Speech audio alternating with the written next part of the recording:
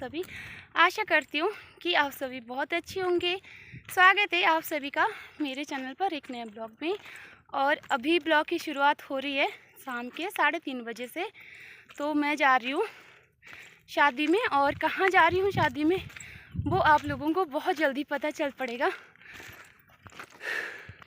3 बजे की धूप, 3:30 बजे की धूप, और हम निकल पड़े शादी खाने ससुराल के लिए। हाँ जी, मैं जा रही हूँ ससुराल शादी के लिए, और वहाँ पे हैं हमारी ननद की शादी, कज़न है, तो वहीं जा रहे हैं। और कौन लोग मेरे साथ और जा रहे हैं वो भी आप लोगों को बताऊँगी।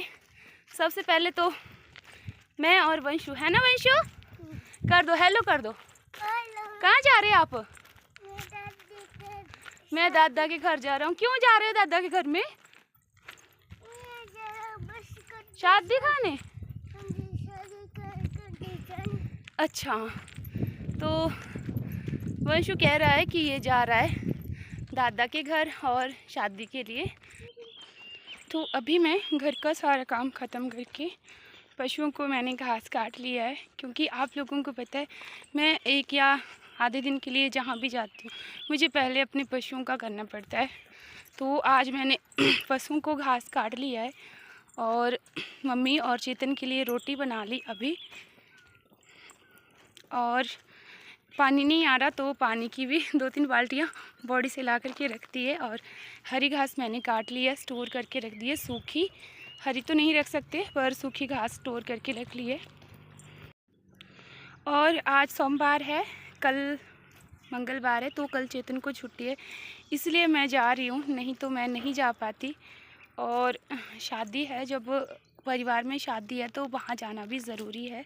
तो यहाँ पे जाने से पहले बस मैं थोड़ा सा तैयार हो रही हूँ।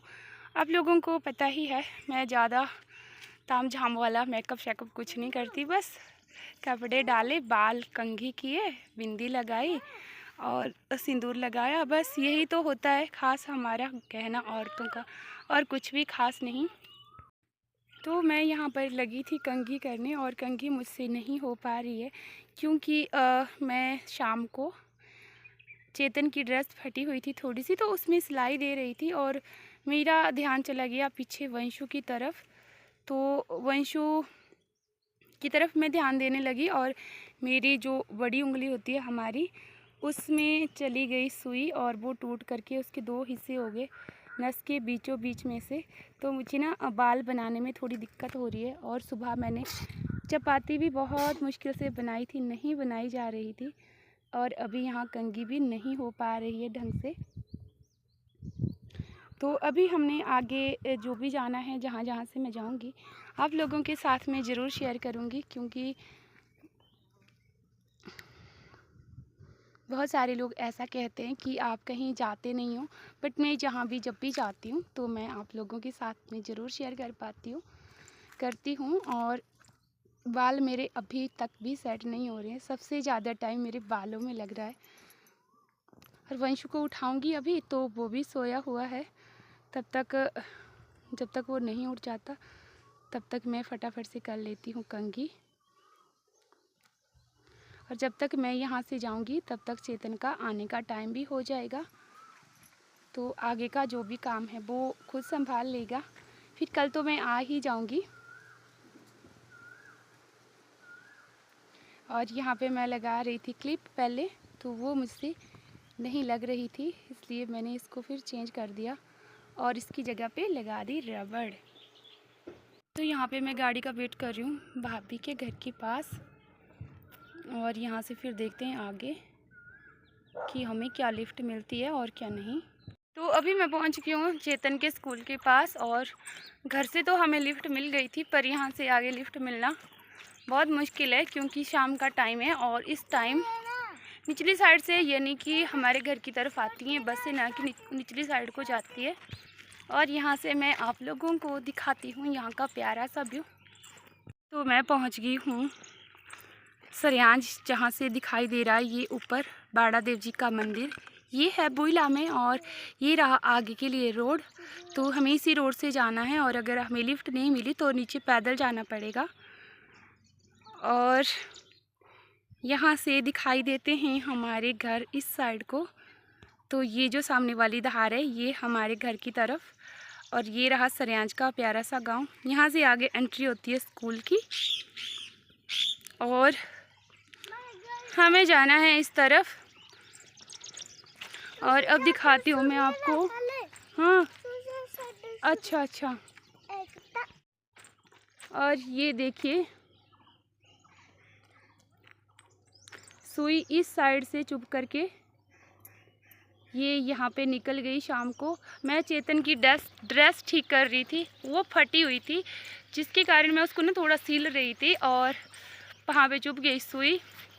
और मैं ना पूरी रात सोई नहीं हूँ, बस एक पेन किलर खाई थी, और उसके बाद में फिर मैं थोड़ा सोने की कोशिश कर रही थी पर नहीं सो पा रही थी, क्योंकि इसमें ना बहुत दर्द हो रही थी। ये देखिए, और इसके ना 2 टुकड़े हो गए थे। जो सिलाई मशीन होती है ना उसकी सुई, उसके 2 टुकड़े हो गए थे उंगली में ही।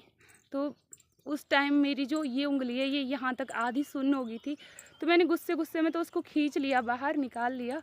पर अब जो मैं इसको भुगत रही हूँ ना, वो मुझे ही पता है कि इसमें कितनी दर्द हो रही है और इसकी क्या हाल है। यहाँ पे वंशु की गुम हो रही है। कुछ क्या बोल रहा है वंशु? ये सामने मंदिर को बोल रहा है। और मैं इसलिए यहाँ से इसलिए आई क्योंकि मुझे ना मेरी उंगली में भी दर्द हो रही थी, और मुझे इसके लिए दवाई लेनी थी। शाम को मम्मी बोल रही थी कि आप जाओ टेटनस का इसमें इंजेक्शन लगवा के आओ, पर मैंने इसको खुद ही निकाल लिया था। और पता है किसकी सहायता से मैंने इसको निकाला? नील कटर की सहायता से, जिससे हम अपने नाखून काटते हैं, उसी की सहायता से मैंने इसको निकाल लिया था। इसके 2 हिस्से थे, एक टुकड़ा इस साइड को घुसा हुआ था और एक यहाँ पे घुसा है, और एक ऊपर की साइड से। ध्यान मुझे इस पर गया, वंशु पर पता नहीं क्या बोल रहा था ये उस टाइम, और मैं इसको देखने लगी और आगे से मशीन वो हाथ मेरा वहाँ पे चला गया। पहली बार हुई ऐसी गलती, और उस गलती की सज़ा मुझे, हे भगवान। एक हाथ से ना मेरे खाना भी नहीं बनाया जा रहा आज। और यहीं हमें मिल गई थी सोमो गाड़ी, तो इसी में हम आ गए थे नीचे पिपलू घाट के लिए। और फिर आगे का है जो भी, वो मैं आपको आगे से शेयर करूँगी। तो आज का जो ब्लॉग है वो भी मैं यहीं पे ख़त्म करूँगी। आपको पार्ट 2 इसका जल्दी ही देखने को मिलेगा। फिर मिलेंगी आप सभी लोगों से एक नए ब्लॉग में। तब तक के लिए जय माता दी। आप सभी लोग अपना ध्यान रखिएगा, सेफ रहिएगा, सुरक्षित रहिएगा। Bye bye.